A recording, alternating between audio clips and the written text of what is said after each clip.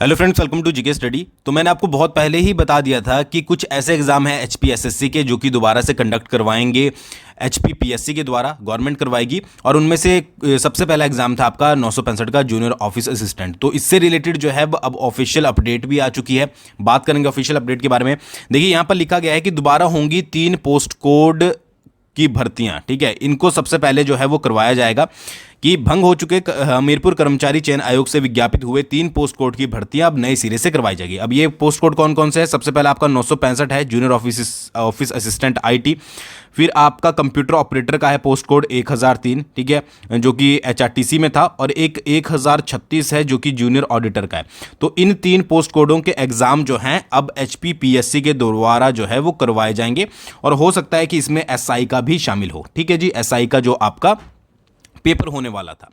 तो देखिए, ये तो मैंने आपको 965 के बारे में तो पहले ही बोल दिया था कि भाई इसको तो जो है वो एचपीपीएससी ही कंडक्ट करवाएगा। और बहुत जल्दी जो है अब ये आपके पास एचपीपीएससी की नोटिफिकेशन भी आ जाएगी। बट उसके लिए अभी फिलहाल के लिए जो है वो कैबिनेट से मंजूरी ली जाएगी कि इन पोस्टों को जो है वो आपको एचपीपीएससी के थ्रू कंडक्ट करवाना है। अब आप सोच रहे होंगे कि इस पूरे प्रोसेस में कैबिनेट से मंजूरी लेने की जो है वो क्या ही ज़रूरत है, आप डायरेक्टली भी तो एचपीपीएससी से कंडक्ट करवा सकते हो। देखिए, मंजूरी लेनी पड़ेगी आपकी एज रिलैक्सेशन में और उसके साथ साथ फी के रिगार्डिंग। ठीक है, क्योंकि इसमें क्या है कि आपके जो पुराने आवेदक हैं जिन्होंने प्रीवियस में अप्लाई किया है, अगर आपने 965 के लिए, 1003 के लिए या 1036 के लिए, या फिर इसमें एसआई का तो मेंशन नहीं किया गया है, बट एसआई के लिए भी यही फॉलो होगा कि अगर आपने पहले से आवेदन किया है तो आपको जो है वो एज रिलैक्सेशन जो है वो मिल सकती है। ठीक है, न्यू कैंडिडेट्स को जो है वो एज रिलैक्सेशन नहीं मिलेगी। उसके अलावा फीस के रिगार्डिंग आपको पता ही है, फीस में भी छूट मिलेगी अगर आपने इनके लिए पहले जो है वो फीस सबमिट करवाई है।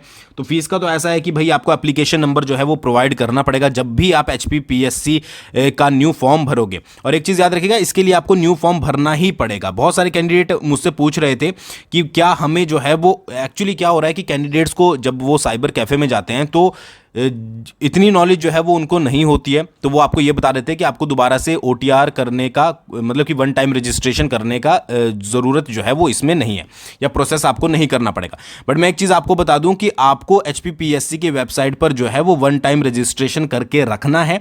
जब भी आपकी ऑफिशियल नोटिफिकेशन आएगी तो आपको वहां पर जाकर जो है वो भरना पड़ेगा, फॉर्म को दोबारा से भरना पड़ेगा।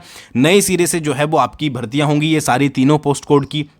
और इसके अलावा जो भी न्यू वैकेंसीज आएगी, फिर क्या करोगे आप कि अगर आपके पास एप्लीकेशन नंबर है, ठीक है, तो एप्लीकेशन नंबर जो है वो वहां पर आप जो है वो प्रोवाइड करवाओगे। अगर आपको फीस जो है वो अपनी दोबारा से सबमिट नहीं करनी है, और अगर आपके पास एप्लीकेशन नंबर नहीं है तो आपको दोबारा से फीस सबमिट करनी पड़ेगी। तो फीस में तो यही चीज़ जो है वो फॉलो होगी। बाकी एज रिलैक्सेशन भी जो है वो आपको यहाँ पर जो है वो देखने को मिलेगी। तो ये कितनी होगी, किस तरीके से होगी, मतलब जब आपका पुराना ये जो 2022 में आया था आपका वैकेंसी का नोटिफिकेशन, उस समय तक जितने एज रखी गई थी उतनी ही जो है वो दोबारा से कैंडिडेट इसके लिए अप्लाई कर पाएंगे। ठीक है, न्यू कैंडिडेट्स के लिए कोई भी चीज जो है वो एप्लीकेबल नहीं होगी। दूसरी तरफ सबसे इंपॉर्टेंट बात क्या है कि जो ये न्यू वैकेंसीज आएगी, आपकी 965 आएगी, ठीक है, या फिर आपकी 1003, या कोई भी एग्जाम जो है वो दोबारा नए तरीके से होगा, तो उसमें न्यू कॉन्ट्रैक्ट रूल जो हैं वो फॉलो होंगे। ठीक है, आप सभी को ये मैंने पहले भी बताया कि गवर्नमेंट जो है वो आपका कॉन्ट्रैक्ट पीरियड चेंज करने का पूरा जो है वो प्लान कर रही है। और 2 साल का कॉन्ट्रैक्ट होता है, अब इसको घटा के 1 साल तो गवर्नमेंट करने से रही, तो इसको बढ़ाकर किया जाएगा। ठीक है, और जितना मुझे सुनने में आया है, ठीक है, सूत्रों के अकॉर्डिंग, तो आपका कॉन्ट्रैक्ट जो है वो 5 साल का होने वाला है। ठीक है, गवर्नमेंट जो है वो प्लान कर रही है 2 से कॉन्ट्रैक्ट साल को बढ़ाकर 5 करने की। पहले 3 साल का होता था, इसको घटाकर जो है वो प्रीवियस सरकार ने 2 किया था, अब 2 से 5 करने वाली है। वैसे 2 से 3 हो जाए वो भी सही नहीं है, ठीक है, बट इतना ज़्यादा कॉन्ट्रैक्ट पीरियड जब आप पढ़ लिख कर लगते हो, इतने एग्जाम देकर, एक दिन में आपको 2 एग्जाम देने पड़ेंगे, और उसके बाद आप या 3 या 5 साल के कॉन्ट्रैक्ट पर लगते हो। ठीक है, 3 या 5 साल में से ही गवर्नमेंट कोई कॉन्ट्रैक्ट बढ़ाएगी, तो फिर ये वर्थ इट नहीं है। ठीक है, 2 साल का कॉन्ट्रैक्ट था वो बहुत था, बट क्या बोल सकते हैं गवर्नमेंट। तो ये जो आपके न्यू कॉन्ट्रैक्ट रूल होंगे कि 2 साल का अनुबंध को जो है जिसे बढ़ाया जाएगा, तो ये आपका जो है वो इन एग्जाम्स में भी फॉलो होगा। जो आपका आप न्यू जेआईटी का दोगे 965, ठीक है, पोस्ट कोड, क्योंकि ये दोबारा से आपके जो है वो भरे जाएंगे, क्योंकि इनको प्रीवियस में रद्द करना पड़ा था, बट इनके इतने ज़्यादा जो है वो पेपर लीक नहीं हुए थे क्योंकि आपका इनका एग्जाम ही कंडक्ट नहीं करवाया गया था। तो ये सारी चीज़ें, मतलब जो भी अब एचपीपीएससी के थ्रू एग्ज़ाम आएंगे उनमें क्या होगा कि आपका कॉन्ट्रैक्ट पीरियड बढ़ा हुआ आपको मिलेगा, ठीक है। बाकी OTR करके रखिएगा, वन टाइम रजिस्ट्रेशन, आपका HPPSC के वेबसाइट पर जिन्होंने नहीं किया है, क्योंकि जब नोटिफिकेशन आएगा तो डायरेक्टली आपको सिर्फ फीस पे करनी है, और अगर आपको एप्लीकेशन नंबर होगा जो प्रीवियस में दिया है तो आपको फीस भी पे करने की ज़रूरत नहीं पड़ेगी।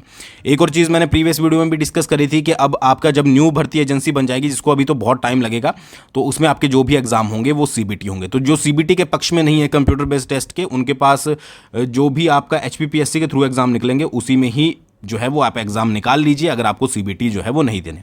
तो ये कुछ इंपॉर्टेंट, आपका जो नेक्स्ट हफ्ते में, नेक्स्ट वीक में आपकी कैबिनेट की मीटिंग होगी, तो उसमें आपके जो है ये तीनों भर्तियों के ऊपर आपका एज से रिलेटेड और फीस से रिलेटेड जो है वो आपका यहाँ पर डिस्कस किया जाएगा। जितने चांसेस थे फीस के रिगार्डिंग मैंने आपको बता दिया, बाकी कुछ चेंज होगा वो भी बता दूंगा।